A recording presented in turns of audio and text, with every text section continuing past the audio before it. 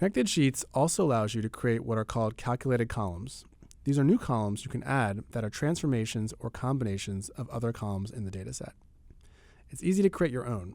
Simply click the Add Calculated Column button from the Connected Sheets preview. You can see the columns available to use on the right, as well as the various functions you can use in your formula. You can also see some example calculated columns by clicking on the question mark at the top. In this case, I want to create a calculated column that calculates tip percentage. So let's name it tip percentage, and then we can write out our formula. In my case, I'll write if fare greater than 0, tips divided by fare, times 100, otherwise 0.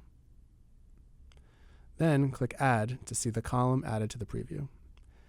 If I hit Apply, I'll now see the column calculated for each row in my preview.